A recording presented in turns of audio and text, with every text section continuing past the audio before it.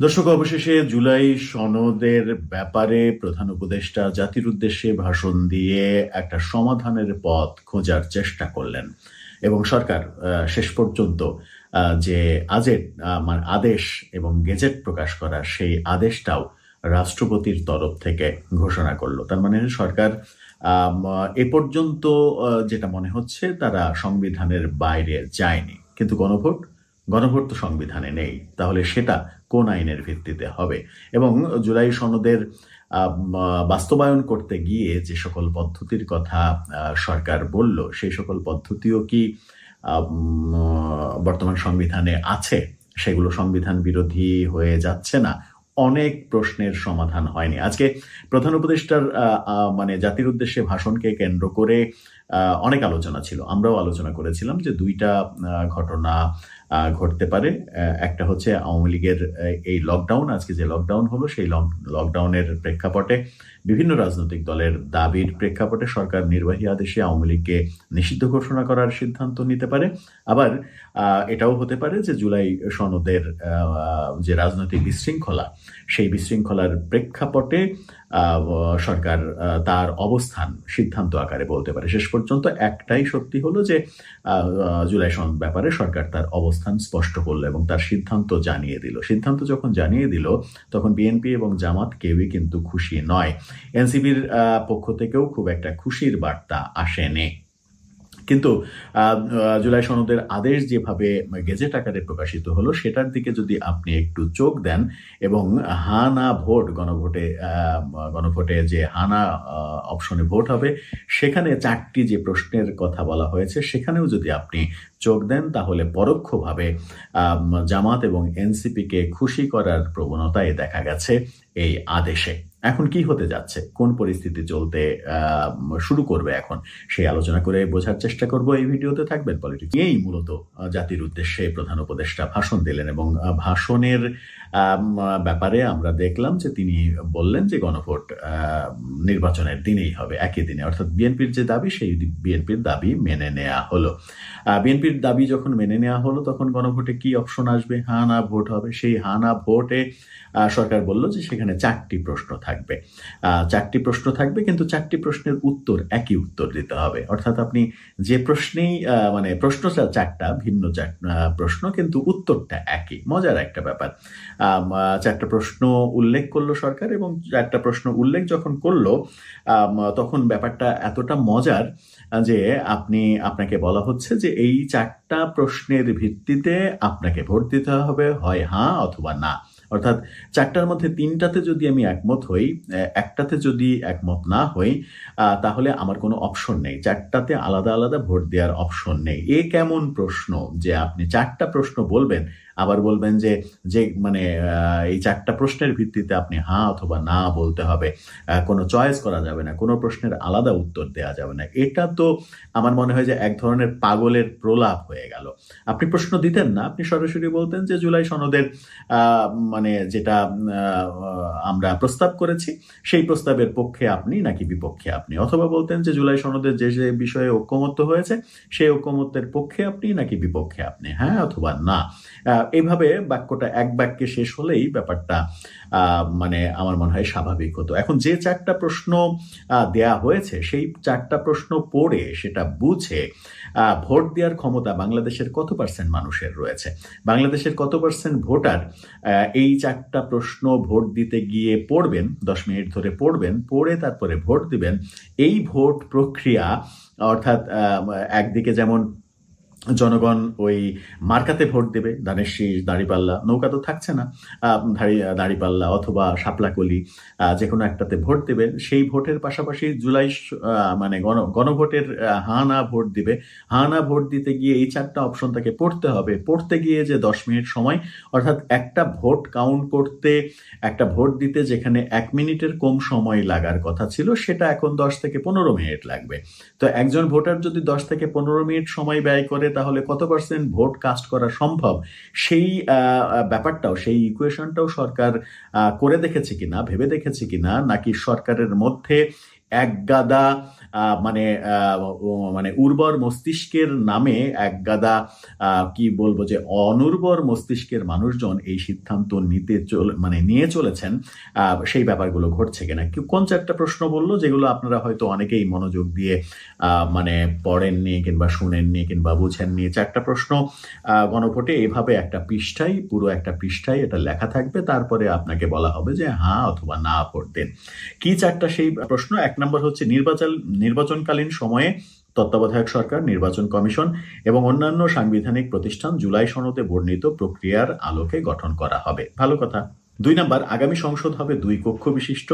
জাতীয় সংসদ নির্বাচনে দলগুলোর প্রাপ্ত ভোটের অনুপাতে 100 সদস্য বিশিষ্ট একটি উচ্চকক্ষ গঠিত হবে এবং সংবিধান সংশোধন করতে হলে উচ্চকক্ষের সংখ্যাগরিষ্ঠ সদস্যের অনুমোদন দরকার হবে। ভালো কথা। এটাও ওই জুলাই সনদেই তারা অন্তর্ভুক্ত করেছে, যদিও এই ব্যাপারে ঐক্যমত্য হয়নি। 3 নম্বর, সংসদে নারী প্রতিনিধি বৃদ্ধি, বিরোধী দল থেকে ডেপুটি স্পিকার ও সংসদীয় কমিটির সভাপতি নির্বাচন, প্রধানমন্ত্রীর মেয়াদকাল সীমিতকরণ, রাষ্ট্রপতির ক্ষমতা বৃদ্ধি, মৌলিক অধিকার সম্প্রসারণ, বিচার বিভাগের স্বাধীনতা ও স্থানীয় সরকার সহ বিভিন্ন বিষয়ে যে 30টি প্রস্তাবে জুলাই জাতীয় সনদ রাজনৈতিক দলগুলোর মধ্যে ঐক্যমত্য হয়েছে, সেগুলো বাস্তবায়নে আগামী নির্বাচনে বিজয়ী দলগুলো বাধ্য থাকবে। এখানে বলা হচ্ছে যে 48টি সাংবিধানিক প্রসঙ্গের মধ্যে 30টি ব্যাপারে যে ঐক্যমত্য হয়েছে সেগুলো বাস্তবায়নে আগামী সংসদ বাধ্য থাকবে, নির্বাচিত দল বাধ্য থাকবে। আবার প্রথম এবং দ্বিতীয় পয়েন্টে আলাদা আলাদা যেটা বলা হচ্ছে, যেমন 2 নম্বর পয়েন্টে উচ্চকক্ষের ব্যাপার, 2 কক্ষ বিশিষ্ট সংসদ, উচ্চকক্ষে পিআর পদ্ধতিতে ভোট, এবং 4 নম্বরে যেটা বলা হচ্ছে যে জুলাই সনদে বর্ণিত অন্যান্য সংস্কার রাজনৈতিক দলগুলোর প্রতিশ্রুতি অনুসারে বাস্তবায়ন করা হবে। এই বিশেষ করে 2 নম্বর পয়েন্ট, যেটা উচ্চকক্ষের আনুপাতিক হারে যে নির্বাচন উচ্চকক্ষ গঠিত হওয়ার ব্যাপার, এই ব্যাপারে কিন্তু ঐক্যমত্য হয়নি। অথচ 3 নম্বরে বলা হচ্ছে যে 30টি ঐক্যমত্য হওয়া বিষয়গুলো বাস্তবায়ন করতে বাধ্য থাকবে। মানে এই 4টা প্রশ্নের মধ্যেই কিন্তু সরকার নিজেই নিজের স্ববিরোধিতা করছে। তার মানে যেটা বলছিলাম যে এক ধরনের অনুর্বর মস্তিষ্ক সরকারের মধ্যে কাজ করছে এবং সরকারকে বিপদে ফেলার একটা ফন্দি ফিকির বোধহয় মানে নানাভাবে আয়োজন করা হচ্ছে। এই যে মানে এটা নিয়ে ব্যাপক লেখালেখি হচ্ছে, সামাজিক যোগাযোগ মাধ্যমে ট্রল হচ্ছে যে এই 4টি প্রশ্ন পড়ে বুঝে সেগুলোর ব্যাপারে হা না ভোট দেওয়া, এই পড়ে বোঝার মতো সক্ষমতা কত পার্সেন্ট ভোটারের রয়েছে, সেই প্রশ্নগুলো চলছে। আবার এই ব্যাপারে বিএনপি এবং জামাতের অবস্থান, মানে 2 দলের অবস্থানই কিন্তু সরকারের যে অবস্থান সে অবস্থানের বিপক্ষে। বিএনপি বলছে যে প্রধান উপদেষ্টা নিজের সই করা জুলাই সনদ লঙ্ঘন করেছেন, অর্থাৎ বিএনপি থেকে স্পষ্ট করে বলা হচ্ছে যে প্রধান উপদেষ্টা যে জুলাই সনদে স্বাক্ষর করেছেন সেটা তিনি মানেননি। অর্থাৎ জুলাই সনদের যে গেজেট প্রকাশ করা হয়েছে, আজকে আনুষ্ঠানিকভাবে সেই গেজেট প্রকাশ করা হয়েছে, আদেশ জারি করা হয়েছে, সেখানে যে জুলাই সনদের ফাইনাল কপি, সেখানে ঐক্যমত্য কমিশনের ঐক্যমত্য হওয়া ব্যাপারের প্রেক্ষিতে দলগুলো যেটাতে সই করেছিল সেটা পাল্টে ফেলা হয়েছে, যেটা বিএনপি আগেই বলেছিল যে সরকার জনগণের সঙ্গে এবং দলগুলোর সঙ্গে প্রতারণা করেছে। সেই পাল্টে ফেলা ব্যাপারগুলো তারা ঘোষণা করছে। অর্থাৎ বিএনপির অবস্থান স্পষ্ট, যেমন উচ্চকক্ষে মানে সংবিধান সংশোধন করতে গেলে উচ্চকক্ষের অনুমতি পাশ করা লাগবে, উচ্চকক্ষে পাশ করতে হবে। বিএনপি বলছে যে উচ্চকক্ষ নির্ধারিত হবে অনির্বাচিত পদ্ধতিতে, অর্থাৎ সংসদে 300 আসনের সংসদ সদস্যরা তারা ভোট দিয়ে উচ্চকক্ষের 100 জন নির্বাচিত করবে, তারা জনগণের প্রতিনিধি না। জনগণের প্রতিনিধি যারা না, তারা সংবিধান সংশোধনের কোনো এখতিয়ার রাখে না। এটা পুরোটাই অসাংবিধানিক, অর্থাৎ সবকিছুই এলোমেলো হয়ে যাচ্ছে। জামাত বলছে নির্বাচনের আগেই গণভোটের সিদ্ধান্তে অনড় জামাত, পর্যালোচনা করে পরবর্তী সিদ্ধান্ত।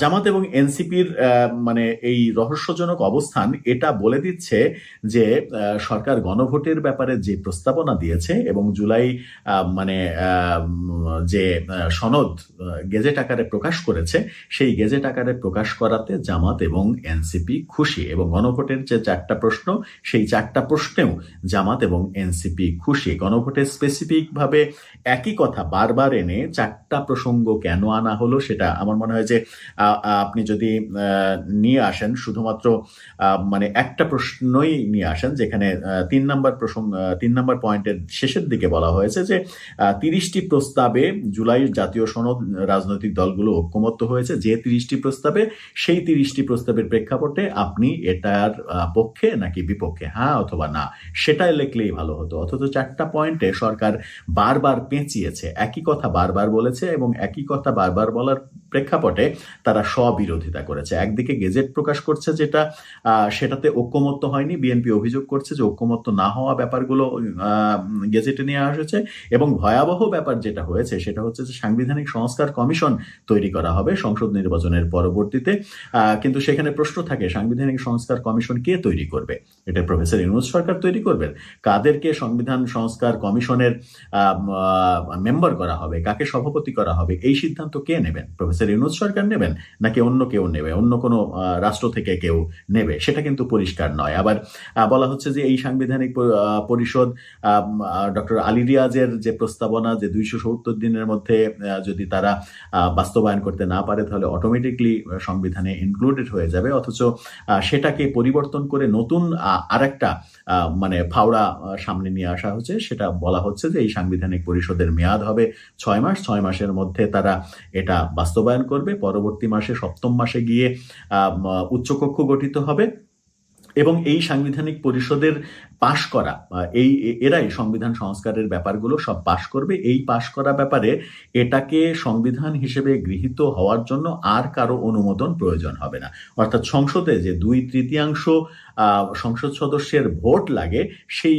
ভোটেরও প্রয়োজন হবে না। এই সাংবিধানিক পরিষদ তারা যেটা বলবে সেটাই সংবিধান হয়ে যাবে। মানে হাস্যকর ব্যাপারগুলো একের পর এক যেভাবে বলা হচ্ছে এবং আনা হচ্ছে, সেই ব্যাপারগুলো দেখলে মনে হচ্ছে যে আসলে সমস্যা সমাধান করতে চাইছেন আপনারা নাকি সমস্যাটা আরো জটিলতার দিকে নিয়ে যেতে চাইছেন, এই প্রশ্নটা কিন্তু ঘুরে ফিরে আসবে।